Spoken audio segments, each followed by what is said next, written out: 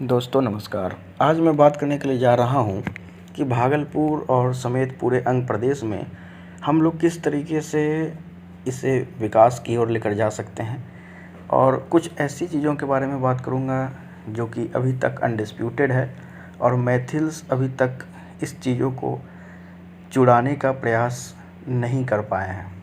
देखिए, एक चीज़ तो यह तय मानिए कि भागलपुर में अब एम्स नहीं बनेगा। ये चीज़ को आप लोग तय मानिए कि अब भागलपुर में एम्स बनना बिल्कुल मात्र 1% चांस है। किसी स्पेशल केस में यदि बन गया तो बन गया। इसके साथ भागलपुर में एयरपोर्ट आज न कल बनेगा ही। भागलपुर एयरपोर्ट के लिए वैसा कोई हड़बड़ाने की आवश्यकता नहीं है। भागलपुर एयरपोर्ट अवश्य बनेगा। जब उड़ान स्कीम में यह शामिल है तो भागलपुर एयरपोर्ट बनेगा ही। इसके साथ हम लोगों को बहुत सारी चीज़ों के ऊपर ध्यान देने की ज़रूरत है। सिर्फ एयरपोर्ट और एम्स ही किसी शहर को विकास की ओर लेकर जाने के लिए पर्याप्त नहीं है। हम लोगों को इसके साथ बात ये करनी है, इसमें से दो बड़े प्रोजेक्ट जो कि आते हैं।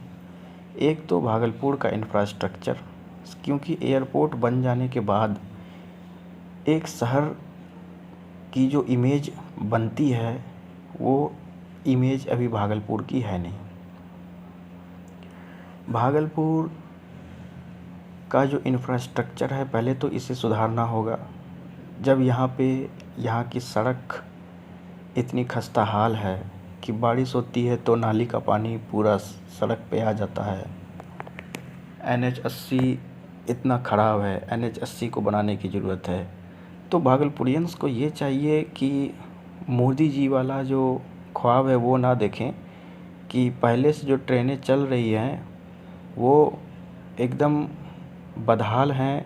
किसी में पानी नहीं आ रहा, कोई आवाज़ कर रही हैं चलते वक्त, कोई किसी में सीट नहीं है, किसी में पंखा नहीं है, किसी में बल्ब नहीं है, और यहाँ आप बुलेट ट्रेन लाने की बात कर रहे हैं और ट्रेन 18 और वंदे भारत एक्सप्रेस ला रहे हैं।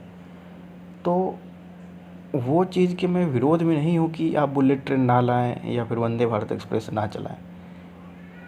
सबसे अच्छी बात ये होती है कि जो ट्रेनें पहले से चल रही हैं, जो ट्रेनें चलने लायक नहीं हैं उन्हें रिटायर कर दिया जाए, और जो ट्रेनें चलने लायक हैं उन्हें अच्छे से रिपेयर करके अच्छे कंडीशन में चलाया जाए। वही सेम चीज़ एप्लीकेबल है भागलपुर के साथ। भागलपुर के पहले इंफ्रास्ट्रक्चर को डेवलप करना चाहिए।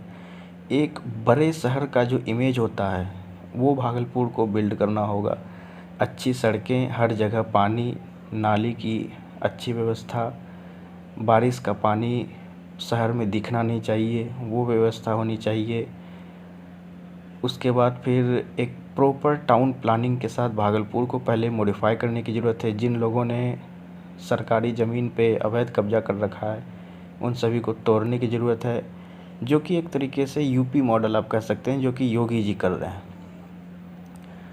तो ये होने के बाद यदि भागलपुर में एयरपोर्ट होता है तो ये ज़्यादा इफ़ेक्टिव होगा। अब यहाँ पे बस स्टैंड नहीं है एक बढ़िया कोई भी, सड़क इतनी छोटी छोटी है, कहीं पर 4 लेन सड़क नहीं दिखती भागलपुर में। जो नई बनी है बाईपास वो एक अलग बात है, लेकिन ऐसे कोई भी सड़क अच्छा नहीं है। तो मेरे हिसाब से पहले तो पहला पॉइंट है भागलपुर का इंफ्रास्ट्रक्चर, कि भागलपुर के इंफ्रास्ट्रक्चर को सबसे पहले डेवलप किया जाए।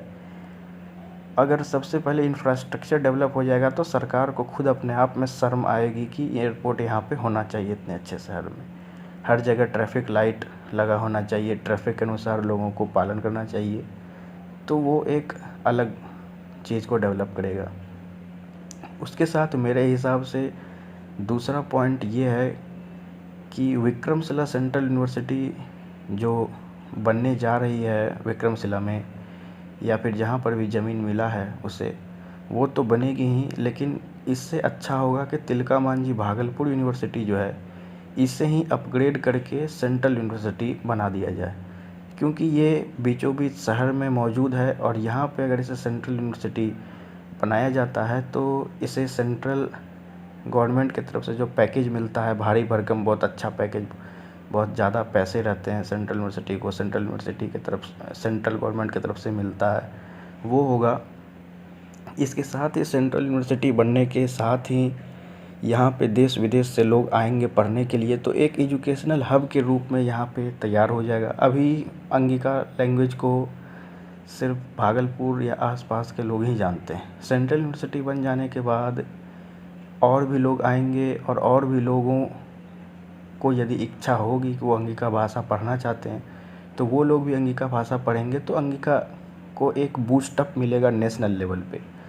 तो यहाँ पे ऑलरेडी सब कुछ है, कोई नया चीज़ बनाने की ज़रूरत नहीं है। जैसे दरभंगा और सहरसा में कुछ नहीं है, सब कुछ सरकार को नया बनाना पड़ रहा है, वैसा यहाँ पे कुछ करने की ज़रूरत है नहीं बिहार सरकार या केंद्र सरकार। यहाँ पे सब कुछ पहले से है, सिर्फ उसी को अपग्रेड करना है। तो दूसरा पॉइंट ये है। तीसरा पॉइंट एयरपोर्ट का है ही कि एयरपोर्ट यहाँ पे होना चाहिए। यहाँ पे मैं आज 5 पॉइंट के बारे में बात करने के लिए आ रहा हूँ। उसके बाद चौथा पॉइंट है, पहले तो आप ये ध्यान रखें कि मैंने 3 पॉइंट क्या क्या कहा। पहला पॉइंट मैंने कहा इंफ्रास्ट्रक्चर, दूसरा पॉइंट जो मैंने कहा विक्रमशिला सेंट्रल यूनिवर्सिटी और तिलका मांझी भागलपुर यूनिवर्सिटी, इन दोनों का अपग्रेडेशन। विक्रमशिला सेंट्रल यूनिवर्सिटी बने और दूसरा तिलका मांझी भागलपुर यूनिवर्सिटी अगर स्टेट यूनिवर्सिटी ही रहती है तो इसे और अच्छे हालत में किया जाए, और दूसरा नहीं तो इसे एक सेंट्रल यूनिवर्सिटी का दर्जा दे दिया जाए। तीसरा चीज़ भागलपुर एयरपोर्ट के बारे में मैंने बताया है। जो चौथा चीज़ है वो होना चाहिए कि भागलपुर का जो, और इसके साथ ही जो पूरा का पूरा क्षेत्र है अंग प्रदेश का, लखीसराय से लेकर के साहिबगंज तक और जामताड़ा से लेकर के खगड़िया तक, यहाँ पे इस पूरे क्षेत्र में अंगिका सेंटिमेंट्स को डेवलप करना। क्योंकि अभी जहाँ तक मैं बात कर रहा हूँ अंगिका सेंटिमेंट्स सिर्फ आपको 4 से 5 ज़िलों में देखने को मिलेंगे। सबसे ज़्यादा भागलपुर, फिर मुंगेर, फिर बांका और उसके बाद गोड्डा और देवघर। ये 5 ज़िले ऐसे हैं जहाँ पे अंगिका सेंटिमेंट्स देखने को मिलेगा। तो ये पूरे अंग प्रदेश में ये अंगिका सेंटिमेंट्स डेवलप करने की ज़रूरत है। ये हो गया चौथा पॉइंट। इससे क्या होगा कि जब जिस तरीके से भोजपुर और मिथिला के लोग एक सूत्र में बंधे हुए हैं, उसी तरीके से हम लोग जो अभी छितराए हुए हैं, मगध लखीसराय पे अपना दावा कर रहा है, जमुई पे मगध अपना दावा कर रहा है, मिथिला पूरे अंग प्रदेश और लखीसराय से पूरा पर भी दावा कर रहा है। ये सब चीज़ ख़त्म होगा। 5वां पॉइंट मेरे हिसाब से जो सबसे इम्पोर्टेंट है पूरे के पूरे अंग प्रदेश नहीं, पूरे के पूरे पूर्वी बिहार के लिए और झारखंड और बंगाल के लिए, ये है भागलपुर हाई कोर्ट बेंच। चूँकि हम लोग बिहार राज्य को तोड़ना या बिहार राज्य के बंटवारे के बारे में बात नहीं करते हैं, इसलिए हम लोगों को कोई नया हाई कोर्ट नहीं चाहिए। जिस तरीके से उत्तर प्रदेश में इलाहाबाद हाई कोर्ट का एक लखनऊ बेंच और एक मेरठ में बनने जा रहा है, उसी तरीके से पटना हाई कोर्ट का एक बेंच भागलपुर में होना चाहिए।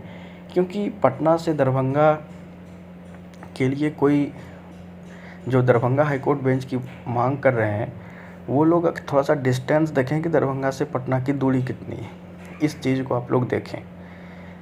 तो इस तरीके से मांग नहीं होना चाहिए कि दरभंगा में एक हाई कोर्ट बेंच हो, ऐसा नहीं। भागलपुर में एक हाई कोर्ट बेंच होना चाहिए, क्योंकि ये लगभग 250 किलोमीटर दूर पड़ता है। सिर्फ भागलपुर प्रॉपर शहर की बात कर रहा हूँ, 250 किलोमीटर। अगर आप कहलगांव या फिर पीरपैंती मिर्ज़ा चौकी की बात करेंगे तो वो 300 किलोमीटर पड़ जाता है अपने राजधानी से। तो भागलपुर में एक हाई कोर्ट बेंच होगा तो भागलपुर, बांका, कटिहार, पूर्णिया, मधेपुरा, सहरसा, मुंगेर, लखीसराय, इन सभी ज़िलों के लिए, जमुई, इन सभी ज़िलों के लिए क्या होगा कि ये सभी ज़िले आपस में कनेक्ट हो जाएंगे और इनका सारा काम भागलपुर से हो सकता है। तो ये थे 5 पॉइंट जो कि सिर्फ भागलपुर ही नहीं, पूरे के पूरे अंग प्रदेश को एक विकास की ओर लेकर जा सकते हैं। हालांकि पॉइंट तो बहुत ज़्यादा है, लेकिन इसमें मैंने खासकर भागलपुर को टारगेट करके बताया है। इसके बाद मैं जो नेक्स्ट टारगेट करके बताऊंगा, जो नेक्स्ट ज़िला जिसके बारे में मैं बताऊंगा वो होगा इसके बाद बांका, और उसके बाद फिर मैं मुंगेर के बारे में बताऊंगा। तो इसी के साथ मैं इस वीडियो को समाप्त करता हूँ। जय हिंद, जय भागलपुर, जय प्रदेश, अंगिका भाषा जिंदाबाद।